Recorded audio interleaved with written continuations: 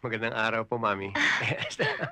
Doña Medusa pa pala. Hi, Bumpy. Hi, Hi. Blue. Hi. Magandang umaga naman sa'yo. Good morning, Santi. Ito po ang bahay ko. Ah, Napapaligiran pala ng squatters yung bahay mo, ha, Santi? pero Mami, ang cute-cute ng bahay niya. Siya nga, Mami. At saka parang tahimik naman ang lugar kahit maraming squatters. Tama ho sila. Kaya tama sa amin ni Bumpy yung bahay. Maaari bang pumasok sa loob? Wag! Ang ibig niyo sabihin wag na kayong pumasok sa loob. Nakita niyo na naman yung labas eh. O nga Di ho. ba? Kailangan niyo pa bang pumasok sa loob? Baka may pupuntahan pa kayo, Doña Medusa! Wala akong pupuntahan. Gusto ko lang makita ang mga gamit mo sa loob ng bahay. Oh, kung sa gamit lang ho, ayos, puro first class. Kaya wag na kayong tumuloy. Gusto bang matuloy ang kasal ninyo ng aking anak? Tuloy kayo, tuloy kayo. Oh, paraan niyo.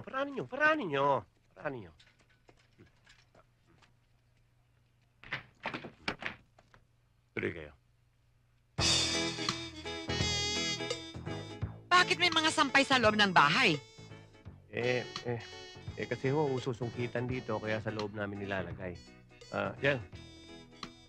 At sabi mo, Tanggal nga. marami kang gamit.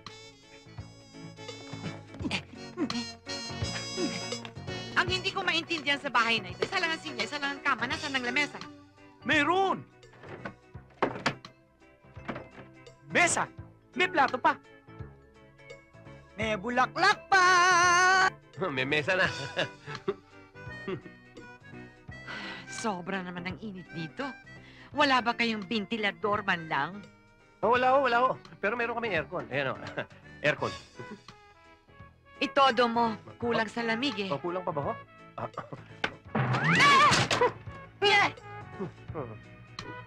Malamig naman ho. Malamig. Hindi maaaring tumira rito ang aking anak. Kung gusto mong matuloy ang kasal, doon kayo sa mansyon titira. Entiendes? Kain na. Bumpy. Bumpy. Bro! Bumpy.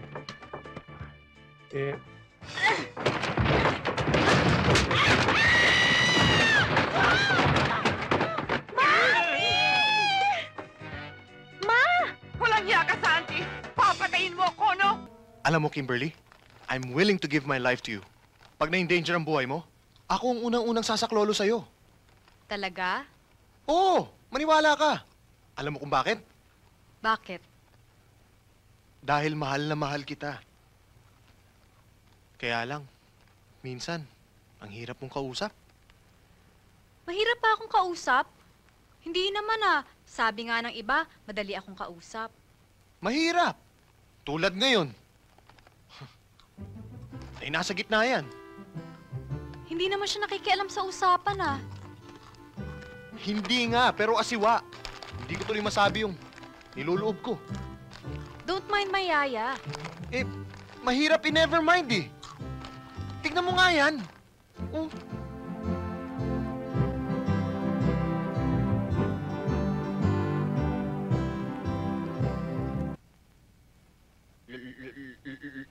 Lolo, anong ginagawa ni Pinsan? Ewan ko. Ay may 2 oras na yan dyan eh. Malayo ang tingin. Ay wala namang tinatanaw. Don Juan! My love, my everything, my... Ano na nga ang pangalan mo? Huwag mo na intindihin yun. Let's go! Ay siya, kung yun ang gusto mo eh. Sige.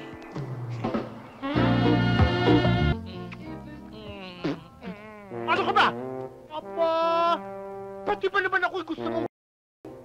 Lolo naman, sinira ninyo Ang ano? ang kaligayahan ko. Ano kaya kaligayahan yun? Napakasarap eh. Halika nga! Ulitin mo! Siopaw to eh. Pusa nga. Pasalubong ko kay tatang to eh. Nananabla ka na? Paano naman kami? Para kay tatang to eh. Pasensya na kayo. Tatang-tatang, ha? Kung gusto nyo eh, ito na ang katawan ko. Sa bagay matagal-tagal na rin namin hindi natitikman niya.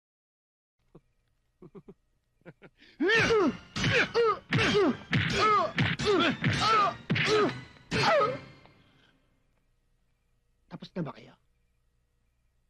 Ihatid ko lang kay tatang to. Mag-ingat kayo sa pag-uwi.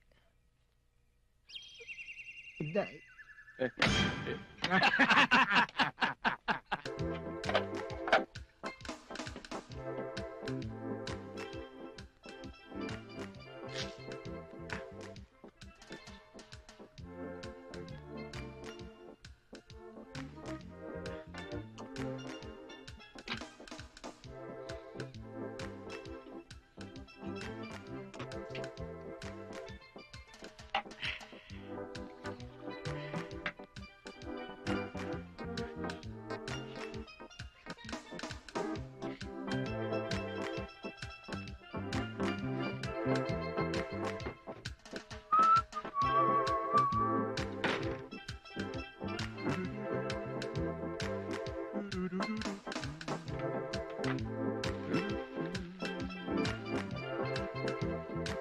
Oh, gising ka na pala, Bayaw.